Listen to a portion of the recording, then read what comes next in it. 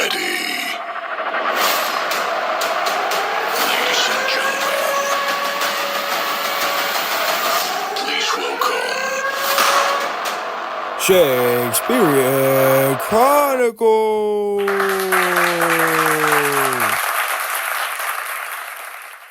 Welcome, listeners, to another captivating episode of Shakespearean Chronicles. I'm your host, George, and today we have an exclusive interview.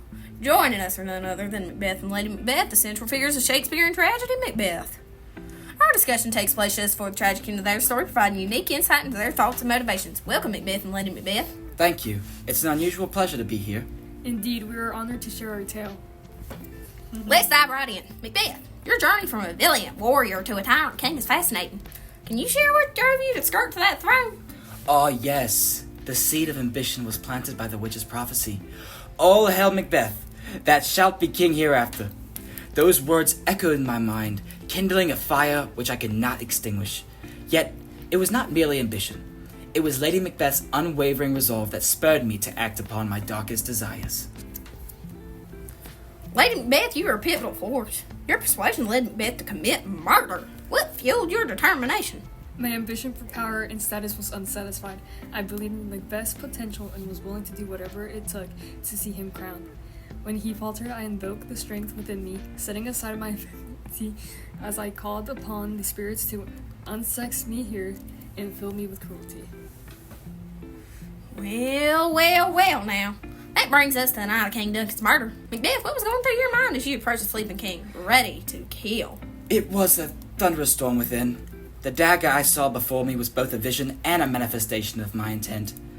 Doubts plagued me, yet Lady Macbeth's words, "Screw your courage to the sticking place," hardened my resolve. Each step was heavy with tension, but the promise of power drove me forward. Alrighty. Lady Macbeth, after the deed was done, you seemed to handle that with remarkable composure. How did you manage to do that? Composure was a necessity. Macbeth's unraveling needed counterbalance. A little water clears us of this deed, I told him, attempting to wash away the guilt with practicality. In truth, I suppressed my own fears and guilt to maintain control over the situation. As time passed, the consequences of your actions began to unfold. Macbeth, you descended in paranoia and tyranny. Can you reflect on how your grip on power affected your sanity? The crown I sought became a burden. Paranoia crept in with each passing day, driving me to further bloodshed. Banquo's ghost, the whispers of rebellion, all gnawed at my mind. I realized too late that the security I sought was a mirage. Well. Macbeth, now you using some big words here, buddy. Lady Macbeth, you too face some consequences and culminating your descent to madness. How did the guilt manifest for you? The weight of our deeds was too much to bear. Sleep eluded me, replaced my visions of blood-stained hands that could never be cleansed. Out damned, spot out, I say. My sanity unraveled, haunted by the echoes of our crimes. The facet of our strength I wore crumbled under the burden of guilt. Alright then. Well, Macbeth, let's explore your thoughts on fate and free will. The witch's prophecies played a crucial role in your decisions. Do you believe you were merely a pawn of fate, or did you exercise free will in your actions? A complex question indeed. The prophecy set a path before me, yet it was my choices that led me down the dark road.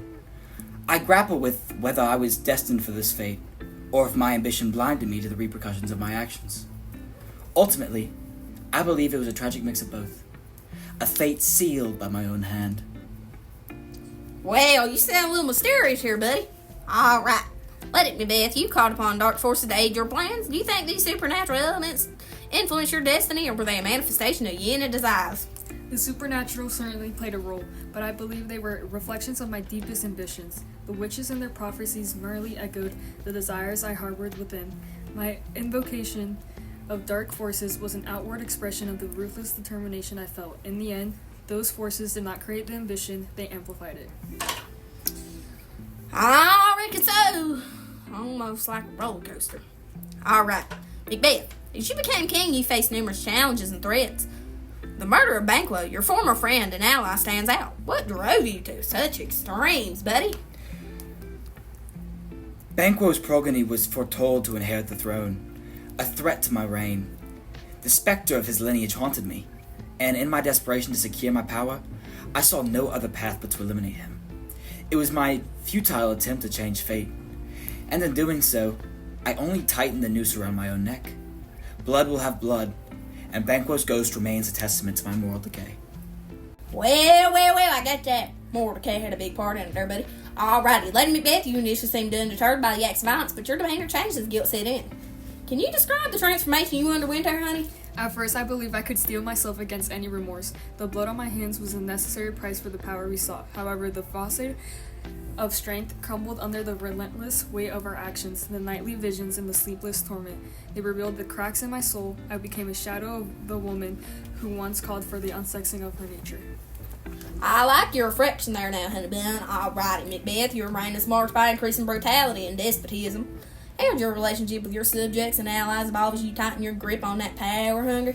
Fear became my tool of governance. Trust eroded, replaced by suspicion and paranoia. Those who once stood by me either fell by my sword or turned against me. The camaraderie of battle brothers gave way to the isolation of a tyrant. False face must hide what the false heart doth know. Yet, even the masks I wore could not conceal the terror that gripped my soul.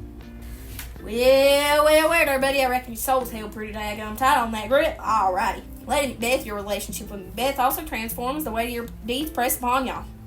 How'd you cope with the strain on your marriage and your own mental state there, baby? Our bond, once forged in ambition, became stranded under the weight of our guilt. The shared dreams that united us turned into shared nightmares. We became two solitary figures, each haunted by our own demons. My descent into madness only deepened the... It's alright there, baby. You take you a minute and get your composure together. I know this is a touchy subject. We'll give you a minute there, baby doll.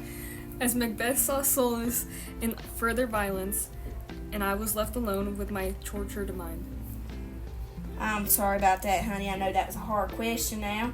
Alrighty, Macbeth here. The journey you both embarked on is one of profound tragedy and introspection. Macbeth, as you reflect on the series of events, what moments stand out as pivotal turning points that you now got some regret about, buddy? The murder of Duncan was the catalyst that set everything into motion. Yet, it was not just the act itself, but the ensuing cascade of violence that solidified my downfall. The slaughter of Macduff's family was a particularly heinous act that haunts me. Each step further into bloodshed only drew me deeper into the labyrinth of my own making. I am in blood stepped in so far that turning back seemed impossible. Well, I reckon that was a little hard for you there. Alrighty. Lady Macbeth, your strength and determination were formidable at the outset. Was there a particular moment you realized the enormity of what you both had just done? The turning point for me was the banquet, where Macbeth saw Banquo's ghost. His unraveling in front of our guests shattered the illusion of control. It was when that I began to truly understand the depths of our transgressions and the irreparable damage we had caused. The sleepwalking episodes that followed were manifestations of my internal torment, revealing that no amount of outward composure could erase the guilt I felt. Alright now, Macbeth, the witch plays a significant role in your story now. How do you perceive the influence now? In retrospect, of course. The witches were enigmatic harbingers of fate. They ignited my ambition, but it was my interpretation and actions that brought about my ruin. Their prophecies were double-edged swords, truths wrapped in riddles that led me to misinterpretations and rash decisions. I realize now that they preyed upon my weaknesses, turning my aspirations into my downfall. I reckon so there, bud. Alright, Lady Macbeth, the theme of power is central to your narrative. How do you view the nature of power now, after experience this corrupting influence? Power, when sought for its own sake, becomes a consuming fire. It promised greatness but delivered only destruction. The allure of the throne blinded us to the moral cost and the inevitable isolation it brought. True power should be tempered with wisdom and compassion, qualities we discarded in our ruthless pursuit. Now I see that the power we gained was an illusion, fleeting and hollow, leaving us only with remorse. Yes ma'am, I reckon so there, baby. Alright, we approach the end of our discussion. Let's reflect on the legacy you leave behind. Macbeth, how do you hope to be remembered, despite the dark deeds that you committed there, buddy? I know that history will remember me as a tyrant, a man who succumbed to his darkest impulses. Yet, I hope there will be a glimmer of understanding amidst the condemnation. I was once a noble warrior, a man who dreamed of greatness. My downfall serves as a cautionary tale, A reminder of the dangers unchecked by ambition and the consequences of betraying one's own humanity. Thank you, Macbeth and Lady Macbeth, for sharing your profound and tragic story with us. Your journey serves as a powerful reminder of the destructive potential of unchecked ambition and the heavy cost of guilt. Listeners, this has been an enlightening and poignant series of the Shakespearean Chronicles. Join us next time as we delve into another timeless tale. Until then, remember the words of the bard and reflect on the consequence of our choices. Farewell. Thank you for turning in to Shakespearean Chronicles. If you enjoyed this episode, please consider subscribing and leaving a review for more discussions and insights into Shakespeare's words. Follow us on social media. Until next time, I'm George, signing off.